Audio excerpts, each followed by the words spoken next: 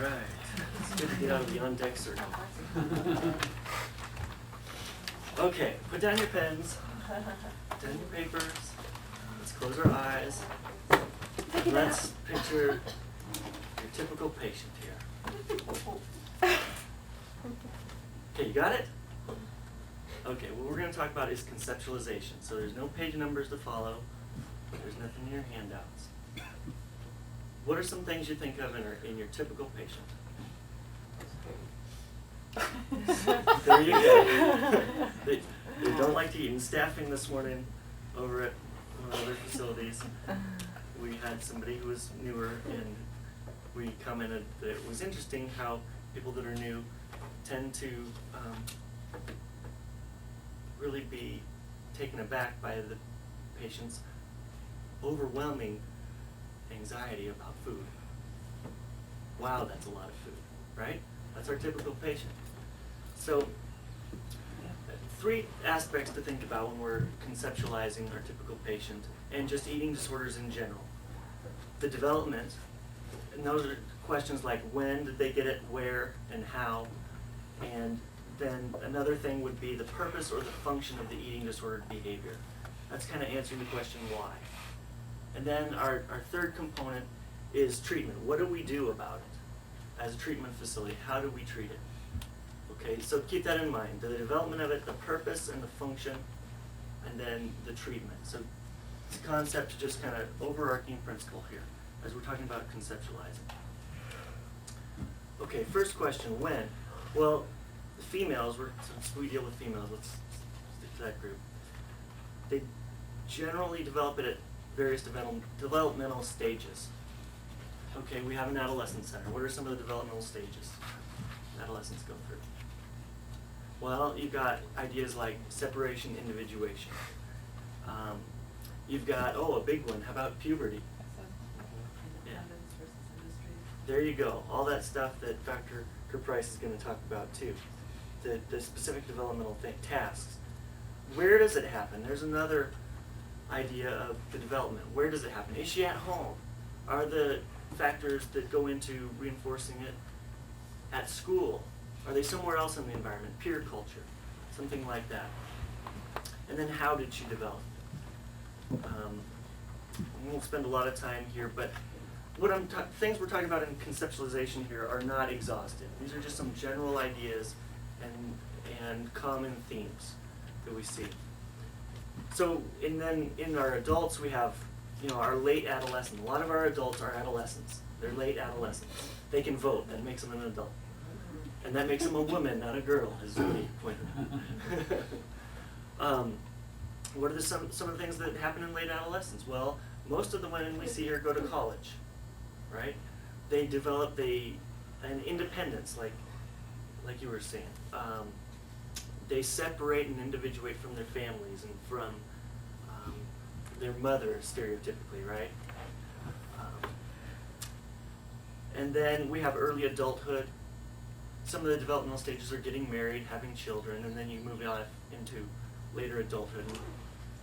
We'll hear more about that in a minute. But those are things to keep in mind. And when does this eating disorder develop? Because a 13-year-old who develops an eating disorder is conceptually going to be a lot different in why she does it and how she does it than, say, a 25-year-old for generally obvious reasons. So another thing in looking at the how is it external versus internal reinforcers, like the acceptance and rejection, more external? Or is it internal, like family type things? An internal concept might be something like father hunger. This is coming out of a family dynamic, but it's an internal concept. You can't touch it, you can't see it, you can't see how father hunger affects her from the outside in. It's more of an inside out developmental thing. Like what goes on with father hunger? Well, stereotypically maybe they have a distant father or an absent father or something like that. And so they're looking for that relational aspect. And again, women culturally are sort of taught to be relational beings more than men. So you look for this relationship that they're looking to have those needs of the relationship met, and they never have those needs met. So father hunger is kind of this idea, an internal concept of how she develops the eating disorder and what needs are being met. which leads us into the second part, the purpose and function. Why does she have an eating disorder? Well, most of our patients are, with the exception of the eating disorder, very rational, smart, intelligent, thoughtful people. So why do they get an eating disorder? What does it do? Well, one of the things I generally tell the women and the girls is, because it's usually true, is you seem like a really smart person. You've really thought through all this. Why are you doing this? Okay, and then here's the question, why? In the purpose and maintenance of an eating disorder. And basically we see the eating disorder as an innovative, creative kind of behavior that she's developed to meet some need or serve some purpose in her life that's not being served in some other way. So the first thing is meeting basic human needs, like their need for love, their need for acceptance, their need for approval. This can be a way of getting those needs met. There may be also some secondary gains that go along with that, like being in the sick role. We have sort of a concept and a model of our patient who's stuck in the sick role. Or their need to gain attention. Had a patient just this week who, it was her way, the eating disorder became her way of becoming exceptional, and she used that word, or outstanding. And this is something they can be outstanding at. And you think of the development, they're moving from an adolescent in a high school, maybe they come from a small town, and they fit in really well, and they have their niche, they're an athlete, and they lose weight and become really good on the track team, and then the boys ask them out, they become a homecoming queen. They go away and go to some big university. Well, they're not the prettiest girl on campus anymore. They don't get the best grades.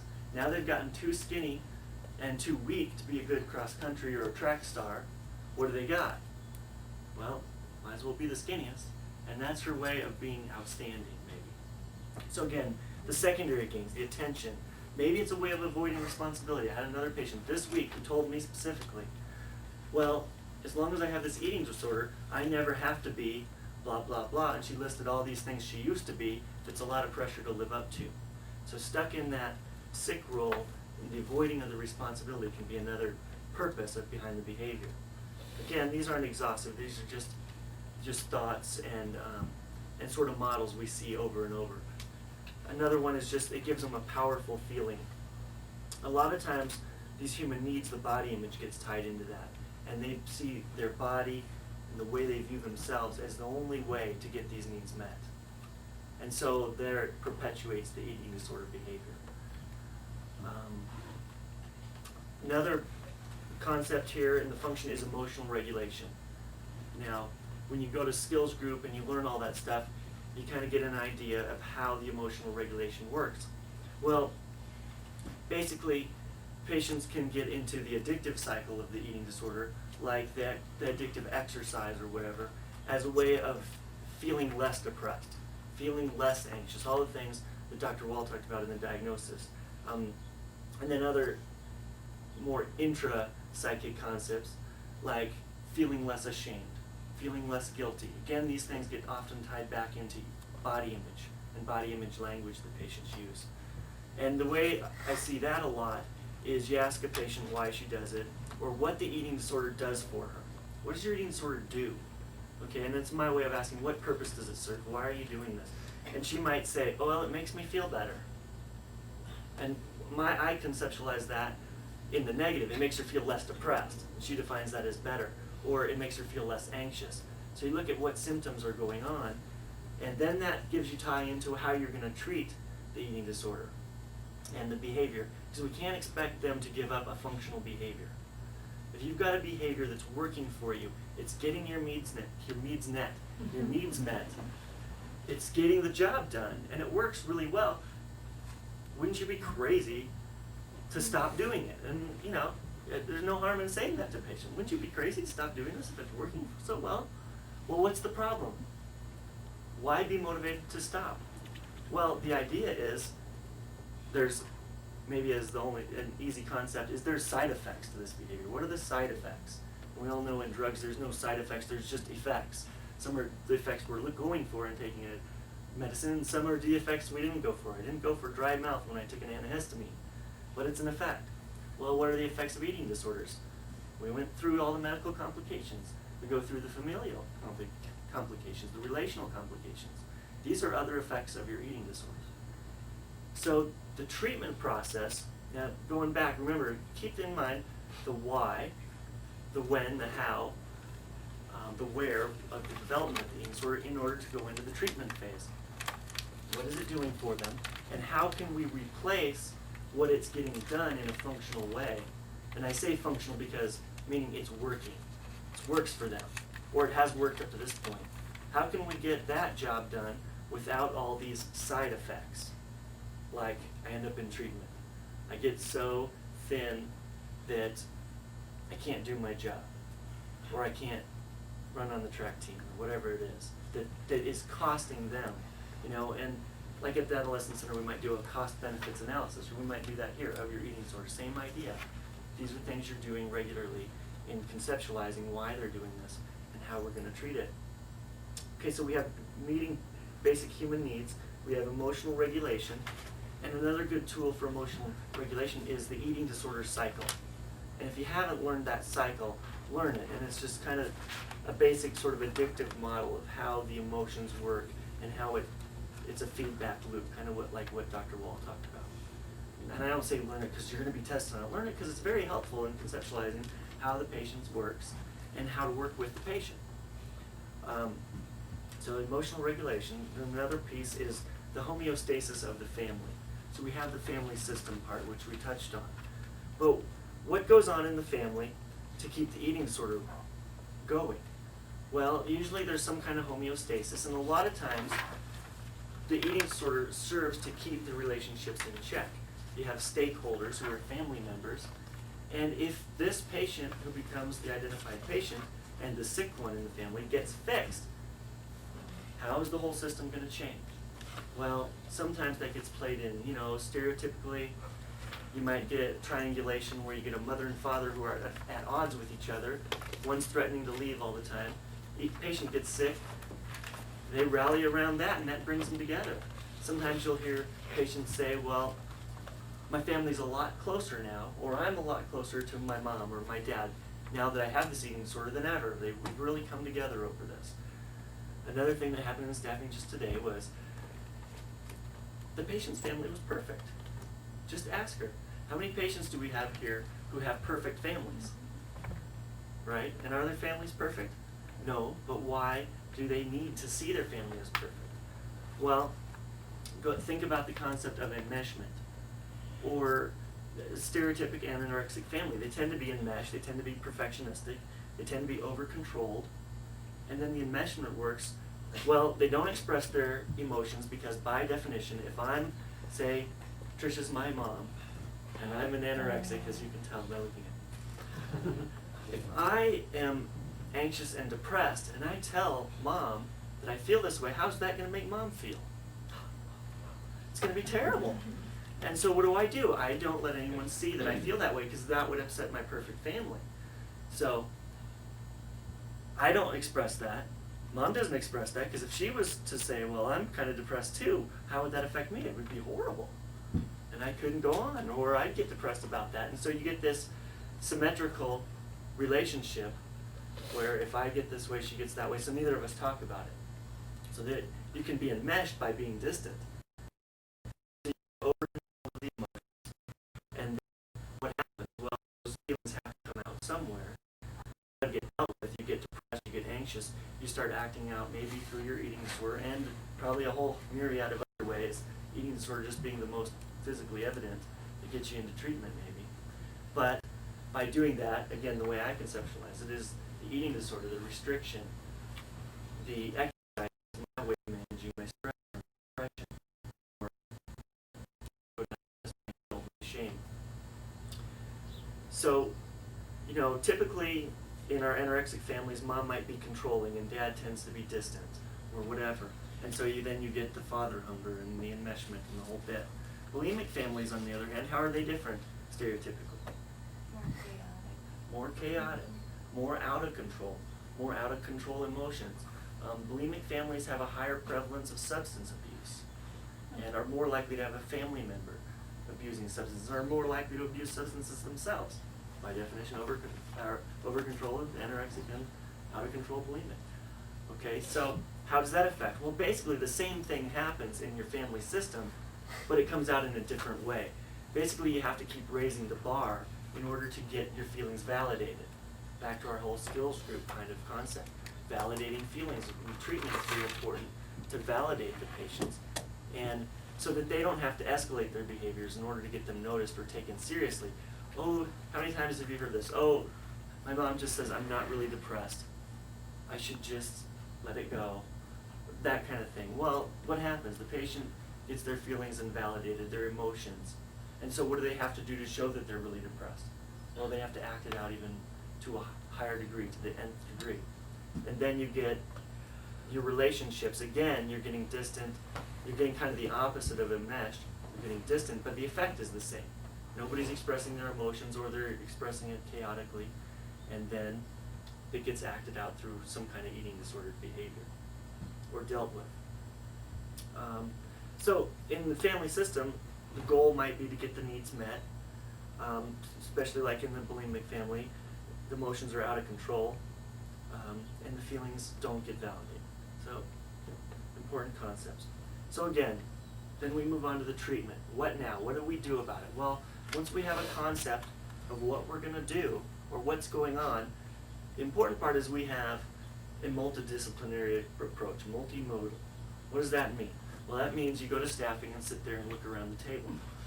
We got our psychiatrist, we got our primary therapist, we got a physician, we got a nurse, we got somebody who gives psychological testing, and we treat it from a systems approach. What else do we have? We have family therapy, we have family week. So we're treating it from as many perspectives as we can. And again, it goes back to the concept of why is it happening? Well, concept basically that I want to impress on you is it's purposeful behavior, whether it's conscious or unconscious. There's a need that's getting met through this behavior, and we want to assess what it is and help them meet it in a more healthy way. And of course, they're being treated, if they have anxiety or depression or medical complications, they're getting treated with medications, which again is our multidisciplinary approach. And then it's important to look at what is your specific piece of that as you're part of the team. You know, if you're a nurse or a dietitian or a therapist, how can you best approach the needs that are being met, or a family therapist or whatever. So we're going to skills group, we're teaching emotional regulation, we're teaching better coping skills, we're teaching assertiveness, family stuff as far as relationships, all this to improve the patient's ability to meet those needs in a healthy way. Okay. Now, obviously our patients tend to be white, they tend to be women, of course, they tend to be of middle to upper middle socioeconomic status. So our generic stereotypes and our conceptualization are basically for those patients. Now, what if they don't meet those stereotypes? Well, we had a patient who left not too long ago, who was from a completely different culture, grew up in the Middle East, in a culture where there was no emphasis on body. In fact, you didn't even see a woman's body any part of it. So she had no concept of body image or body image problems until what happened? Westernization. Moved over here or something? Something to that effect. She came into basically a westernized culture, and what happened was she left that Middle Eastern culture. Even though she didn't leave the proximity, she left the culture. She said, I got introduced to TV. I became a Christian. I started getting compliments for my appearance. And rather than working through a religion that was based on perfection and doing things perfectly, she became involved in a religion like ours, Christianity, based on grace. Well, what happens when your whole self-concept is based on you have to work and you have to do everything just right to be acceptable to God? And then that's gone. Well, now for her, the way of getting accepted became body Okay, now you got a whole new thing. You introduced to television for the first time, wearing clothes that show the person's body. And anorexia. Not wearing clothes. Or not. Thank you. Not wearing clothes. Not wearing as much clothes. Today. Right. We have Victoria's Secret models walking. Exactly, on and you're TV. watching TV and you're looking at billboards. And there's been studies done, I can't remember, it's probably in the handout or whatever, but studies done in Tahiti or Fiji or someplace. Fiji, it's in the handout. Where they were introduced to Western culture and there became a more body focus. And this patient sort of exemplified that here. So obviously anorexia and bulimia are more prevalent in industrialized, affluent societies, but that's not always the case. And our society do influence patients from other cultures. Now what if, let's just look at a couple other cultures. Let's say our assumption in Caucasian is, American society values power, glamour, beauty, fame, money, all that as a means to happiness. Well, what if you're Asian? Had a patient come in the other day from Japan. How is it different? And how, stereotypically Asian would be different? Well, their life is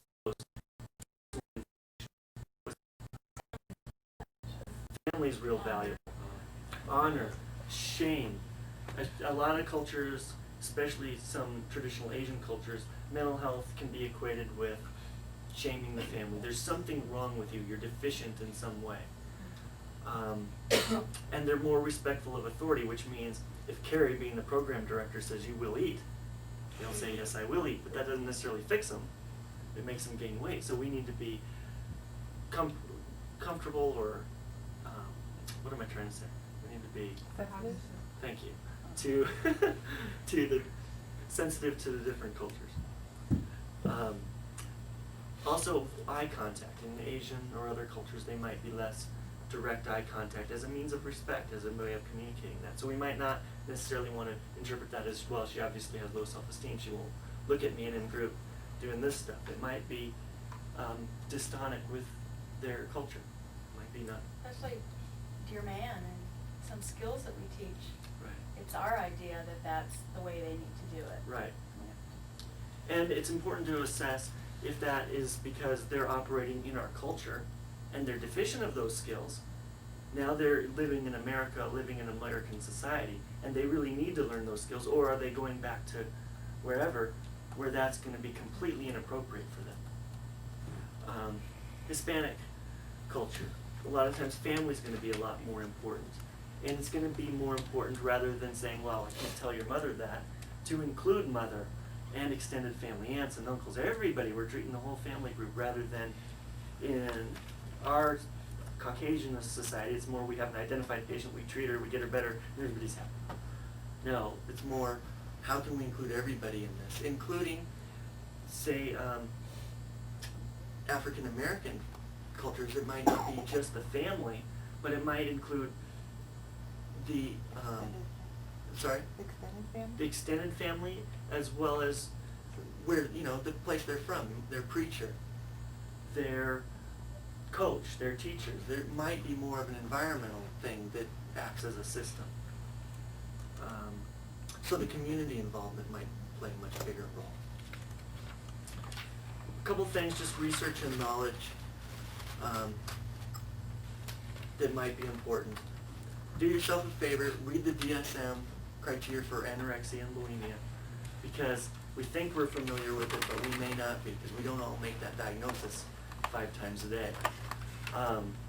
As well as the prevalence rates, lifetime and at any one given time. Our research here at Remuda shows that women leaving here that are at least 85% of their body weight have a better chance of long-term recovery, a better prognosis. So that's why our dietitians, and that's important in framing that to the patients. The reason we push that you hit your ideal body weight or as close to it as possible is because research shows you're less likely to come back here or someplace else. Okay, and helping that to be an encouraging thing.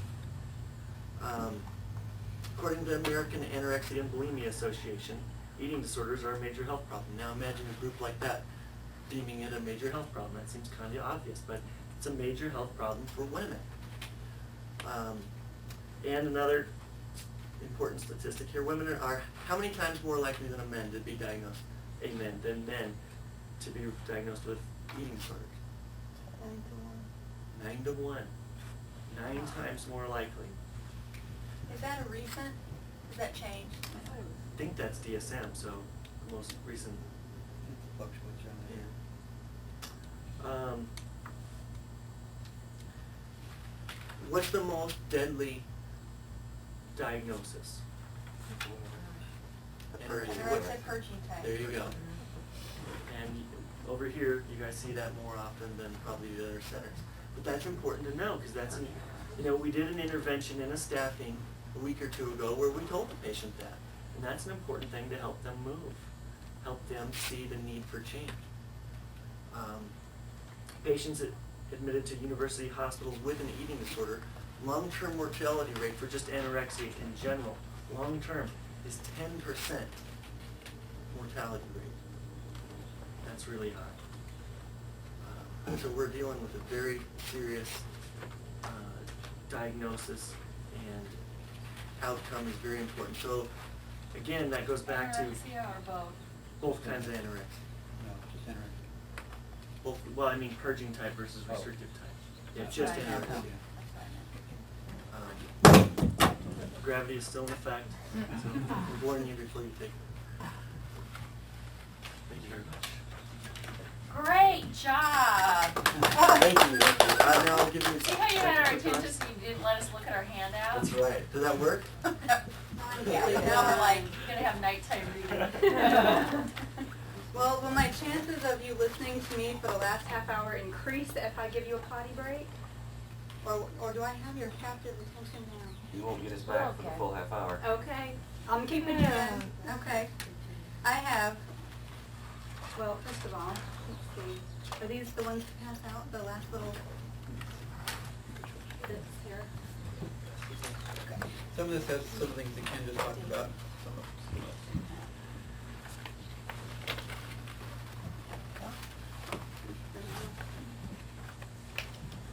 I have 3 sections left for you.